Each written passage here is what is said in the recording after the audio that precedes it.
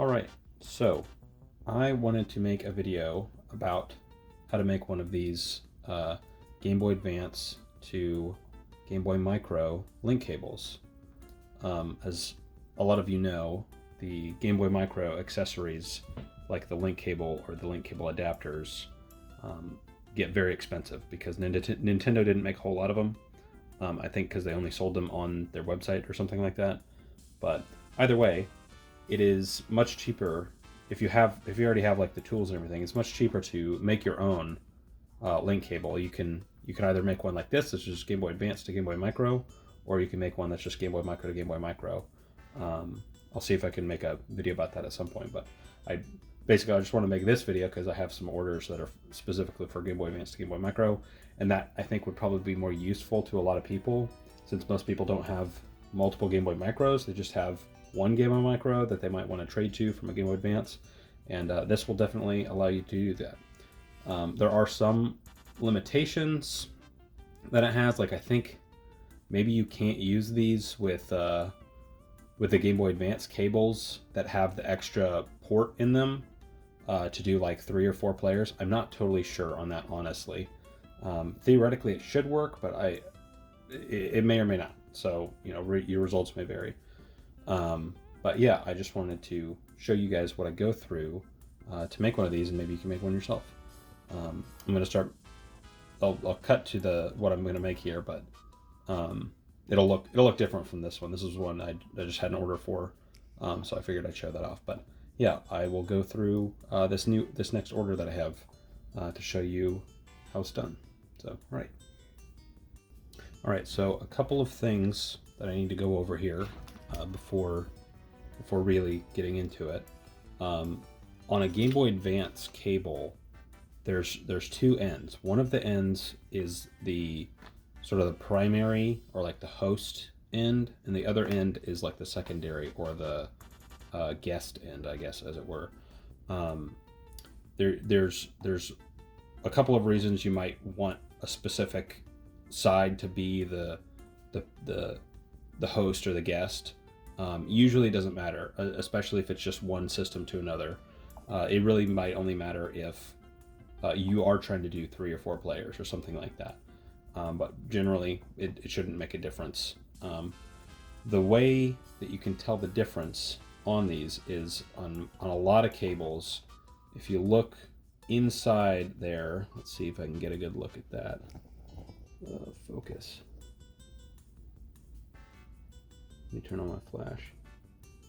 There we go. Okay, if you look inside there, you can see there's 4 pins.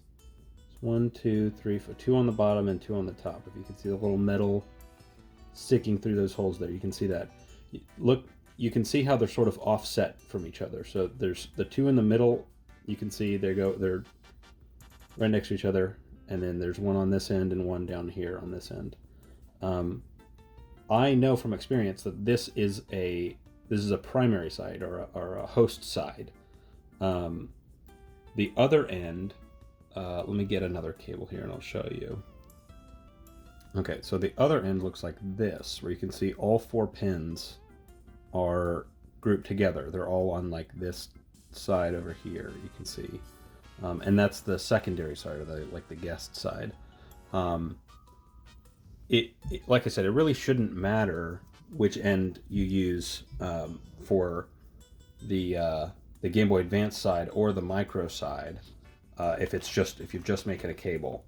I really don't know exactly what games you might be playing.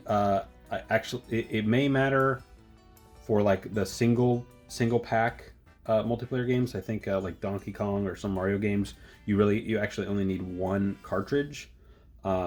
If you want to play that cartridge, if you want the cartridge to be in your Game Boy Advance, I think want the Game Boy Advance side to be the host, and vice versa for the Micro. But really, once again, that almost certainly isn't going to matter. If you just like trading Pokemon, it doesn't matter at all. But I just wanted to, I guess, make sure that you are aware of that. I'll go over the Micro side and where you're supposed to solder the wires to, so that you know you're getting the right connection there. So yeah, let me get some micro stuff here, and I'll show you what to do there. All right, excuse the mess here. I'm just in the middle of making cables, but these are the pieces that make up the micro end of the connector. So we have like the main metal housing here, and then a cover that goes over that to put everything in. This is the actual, I guess, like pins that connect to the actual Gameboy Micro, and then this is a tiny PCB that is not actually necessary. It just makes things a lot easier. It's designed by Micro Endeavors. He's on Instagram and on YouTube. He's got some great videos about the Micro. If you don't know about his videos, go check them out. They're very informative. But he designed this little PCB to make it so much easier to break out these pins and solder to these through holes, rather than trying to solder to the individual little pins on there. So yeah, shout out to him. These are great. You can buy these things. They come together just like this from AliExpress. I'll see if I can add a link in the description to it. They're very cheap. You can get a ton of them for very cheap. Not that you need, if you're just making one cable, you really don't need a ton, obviously, but maybe if you are making one cable, just get a few just in case, because sometimes I do mess it up and I have to get extra, so maybe get like 3 or 4 or 5 or something. They're so cheap it shouldn't make a difference. If you want these, you have to order them from a PCB manufacturer, like PCBWay or JCL PCB. I go with JCL. They seem to be cheaper, and it works. I mean, the shipping's a little slow, but it works just fine for me. So that's who I get them from. I guess I would recommend them, but that's the only one I actually have experience with, so take it for what you will. But yeah, so that's the parts that I use on the micro side. I'll show you what I do here exactly, and where I'm going to be soldering to here in just a minute. So, all right, thanks. Okay, so I got this cable that I showed you earlier. I got it sleeved with paracord. If you want to do that, there's my other video, really goes more into depth on it. This one's just about, how to connect the micro into these things. But anyway, I cut off one end of this cable, of this link cable. And the end that's left is the one I showed you earlier. This is the host end. And then on this end, what I'll do is, after I've sleeved it, you don't have to sleeve it, by the way. It's just, personal preference. You can just do it with any cable, just for pure functionality reasons. But what I'll do is I'll just cut open this little jacket a little bit, just enough, and then cut that off there.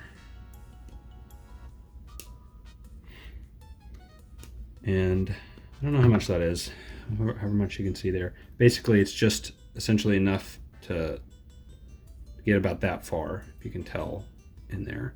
It doesn't have to be super precise, honestly. It just has to be a bit long enough. But anyway, this is where the specificity comes in. So on the cables that I buy, and all of these cables that I've seen, any of these cables that I've seen, and maybe even the OEM cables, the Nintendo brand cables, it'll be these colors. There's going to be red, white, black, and green, and there's going to be 4 little internal wires in there. So if you're trying to make one end, so one end is always going to be host, and one end's always going to be guest. So if you're trying to make the micro and the guest, like what I'm doing, what I would do, and what I do with my cables, is I trim down 2 of the wires, because 2 of the wires are going to be soldered onto here, and it makes it a lot easier if 2 of them are a lot shorter, because of how this is going to get set up. So it's going to essentially go in there like that, and then 2 of these wires are going to solder onto this onto these lower holes here, and 2 of them are going to solder onto the upper holes up there, if that makes sense. So what I like to do, makes things easier, is, since this is going to be a guest side, the secondary side, I'm just going to trim down the black and the red wires, because those are going to be the two that will be on the shorter end here. So I just cut off about that much. Doesn't have to be super precise, but it does help to have them trimmed down a bit. And then let's see, I need to strip these wires. That one's already kind of coming out a little bit, so I can leave that alone on the white one. Trim that down. I'll trim these down.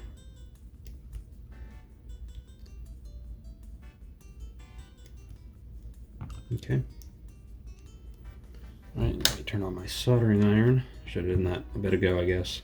Actually, I'm going to pause this for a sec. Okay, soldering iron should be ready to go. So what I'll do here is just tin up these wires that I just trimmed. My little solder here. Soldering iron.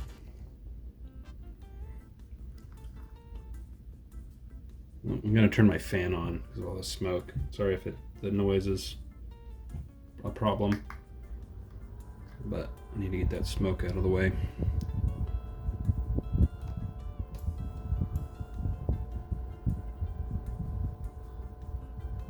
Okay, all four tinned up, super easy.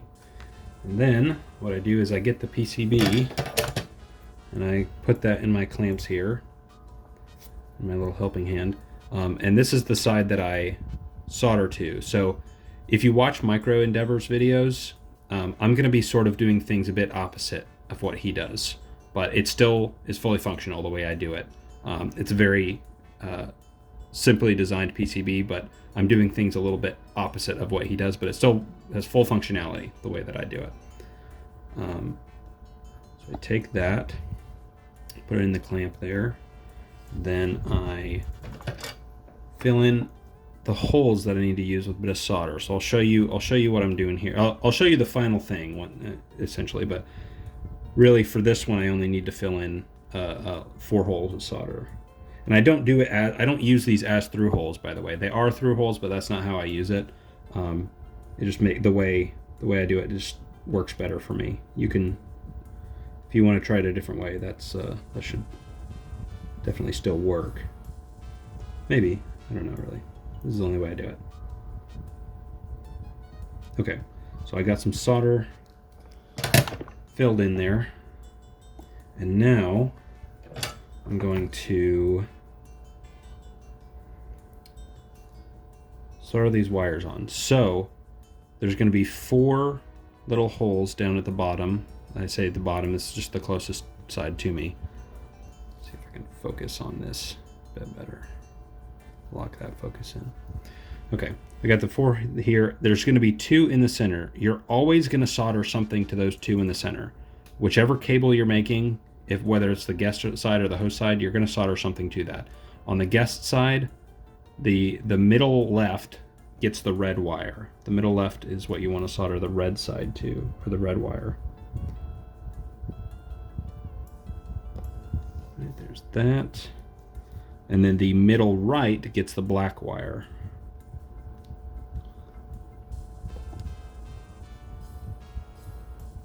Okay. Easy peasy. Tinning everything up makes it a lot easier, honestly. Okay, so as you can see there, let me get this real close. You can see I have the pointed out here. I have the red wire soldered onto that side, and the black wire soldered there. I might be bridging some solder there, actually. Actually, I think I just got rid of it, so we're good. I'll test the continuity later, but you want to make sure that you don't bridge the solder between these 2 points. So yeah, just be aware of that. Check your continuity, that kind of thing. But yeah, so let me do the other 2.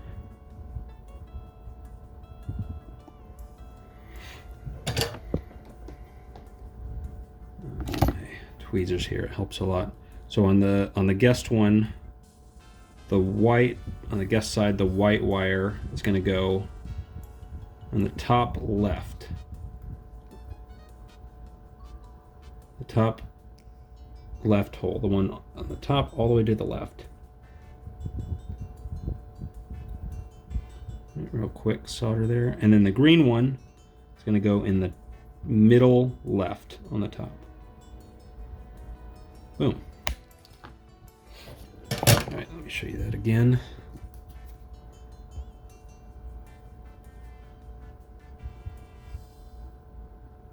Okay, so as you can see there, white wire goes there, green wire goes there. Now, the red wire and the green wire will always be in the same spot, regardless of which side you're soldering to.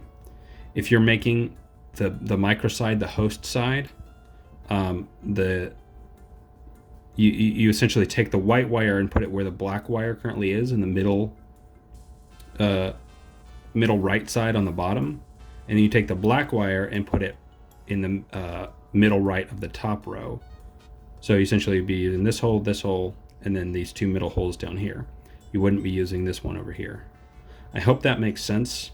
If you have questions about it, please let me know. I'll try and help you out. But that's essentially just exactly what I do every time. If it's the primary side, I use these holes. If it's the secondary side, I use these holes, the ones I'm currently using. Let's see. Yeah, so that's essentially that. That's all. That's what I have to do with the wires there. I don't know if that's the hardest part, but it is a tedious part. So, yeah. Anyway, next, what I do is I clamp it in this way. Essentially, I just take it. It was like this in here. It's clamped in like that, and then I just take it and flip it over, and have it sticking out of the top a bit there, if that makes sense. All right, and then what I do is I get this part of the micro connector, and I will strip out these pins, the ones on the very end, the two big ones. If you see where I got that one, there was one sticking in there. I pulled that out, and then this other one that's in there, I just pull these out, because those are just meant for charging, and you can't charge and use this cable at the same time. That's just how the micro works. Micro Endeavors does make a cable, and he shows you how to make a cable where you can use a link cable and charge it at the same time, but that involves like some different PCBs and like USB-C and that kind of thing. But this one is just much simpler. All it does is link, and I just want to show you how I do that. Anyway, so you take out those two little pins, and then what I do is I trim off the big sides of this connector thing here. I just get my flush cutters and just chop these things off because they just get in the way, honestly. And then what I do is I take my solder and I tin up the little pads on the PCB here. Just get a little solder on there. Just get, cover them up, make sure they're not bridged. But yeah, just a little bit on there just to get it started. And then I take this connector thing and I line it up. So you're just going to line up these pins with the middle pads. You're not going to use the pads on either side, because once again, those would be for charging if you're trying to make a charge cable. But yeah, so I just line it up with all the pins that are in the center there. They should line up perfectly, space out perfectly, and then I just run my soldering iron across there, get that flow in there. Sometimes I'll go over the top of them.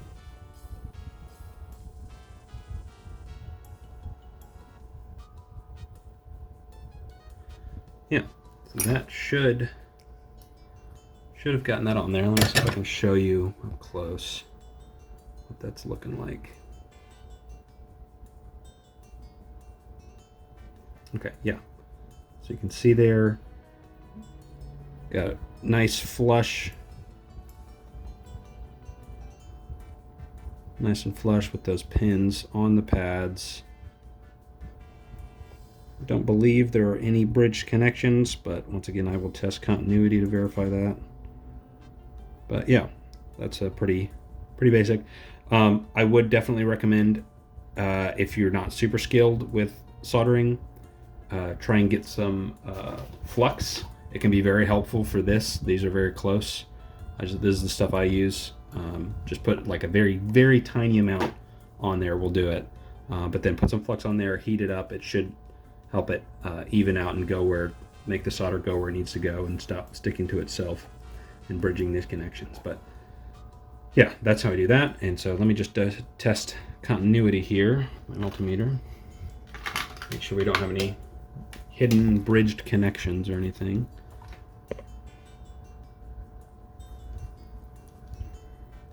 So what I do is I will test to make sure that the connection between the through hole and the pad is working. Once that works, I keep my tester down below or on either the pad or the through hole, and then I'll go to the next one. Because if I go to the next one and it starts making a noise, I know there's a bridge somewhere. But there we go, I'm on the next one, don't hear anything. Go to the hole here, it's working. Go to the next one, do the same thing, nothing. And I go down, we're good there. Oh, by the way, just so you are aware of how this works, each one of these holes goes in order. So it's not like 1, 2, 3, 4, 5, 6, 7, 8. It's 1, 2, 3, 4, 5, 6, 7, 8. That might not be the numbers that are actually assigned to each of these holes, but that's sort of how it goes. It goes from up and down, if that makes sense. So it'll correspond in that direction. So this one goes to here, the second one goes to here, third one goes to here, up and down, up and down. So I hope that makes sense. Anyway, let's see. I think that's where I was. Yep, got continuity there. Yep, that works.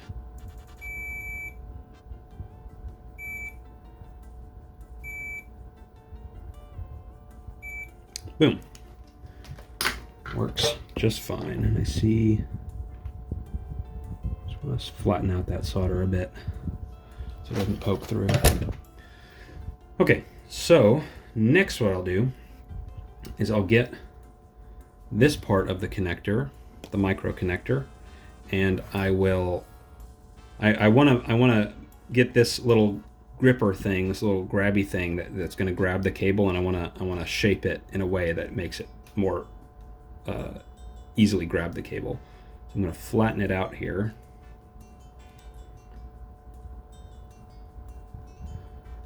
And I'll bend it down just so I can get the connector in there, and then I will bend it up a little bit so that it's sort of like a U shape.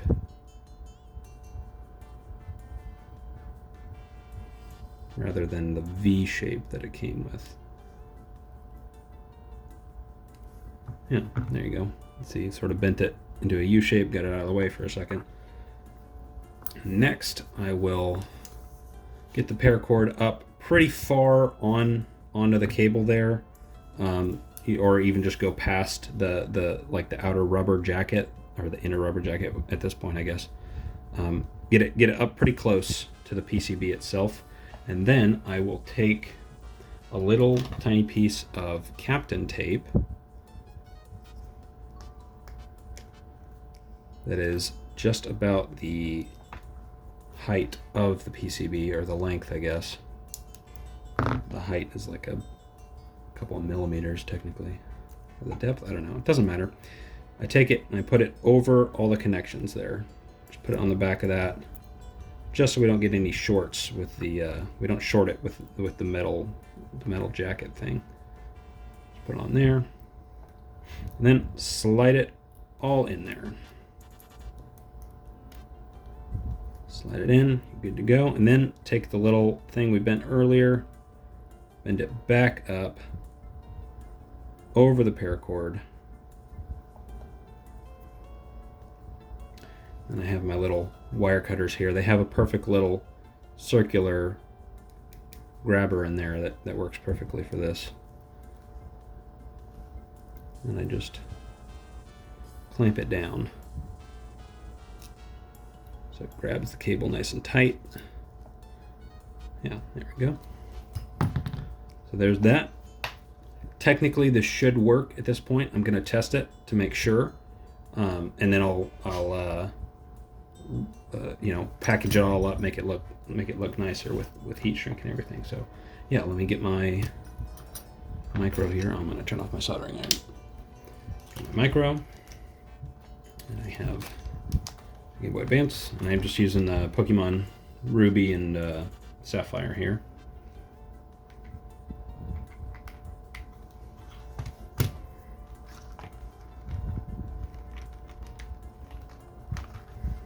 Okay.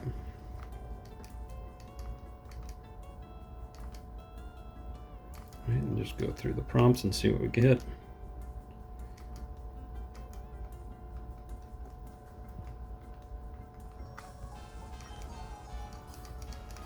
Turn off my fan too.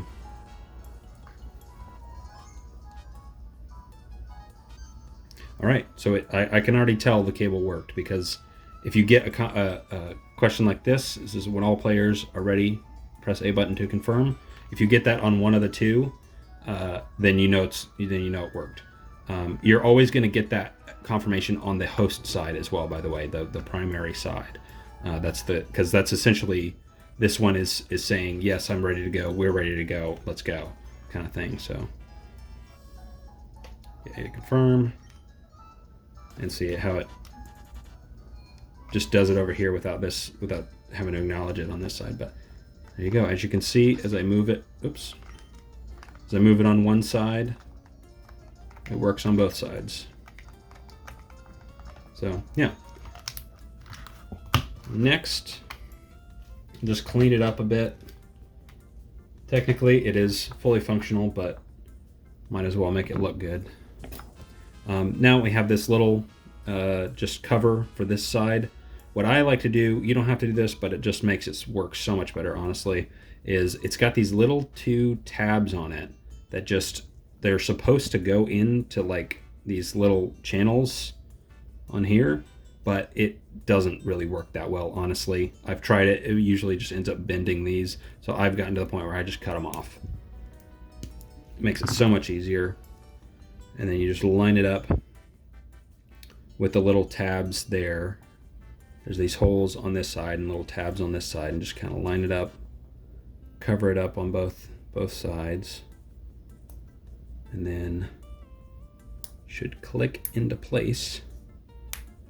There we go. It's all clicked into place. But then I still like to sort of little grasp it a bit. Gives a bit more security on there. And then what I do is I take, if I have a little bit of paracord sticking out there like that, you can see it doesn't look as good when it's covered in heat shrink, so I cut that off.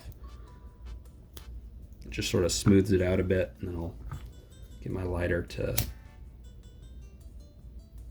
just cauterize that wound, as it were. All right, and then I believe they wanted white heat shrink. Yes.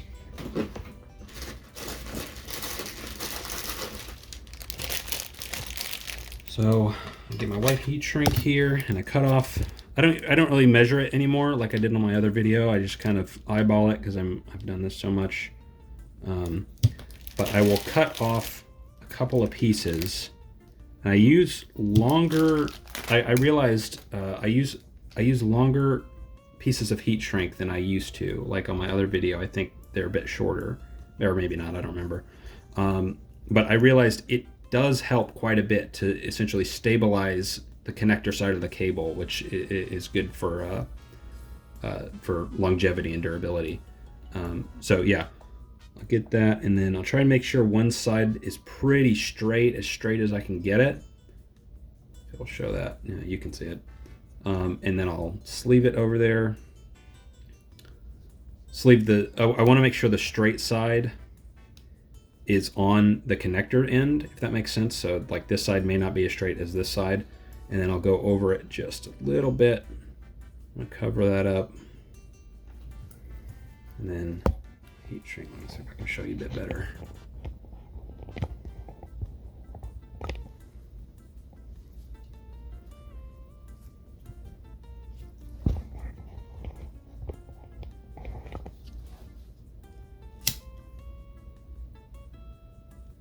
Just use my lighter. If you have a heat gun, that works, but I found a lighter works pretty well.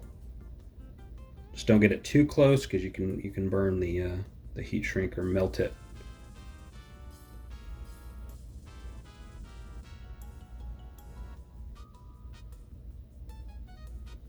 Come on, get that last little bit.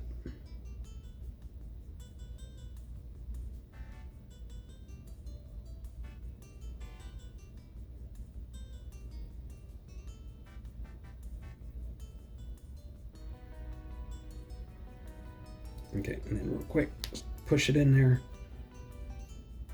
Okay, don't burn yourself. Do what I do, not what I say. I mean, strike that, reverse it. Okay, that looks like the straighter end. Same thing, just kind of get the straight end on the outer edge, or on the connector side. Just go a bit over it. This is just the exact same as my other video.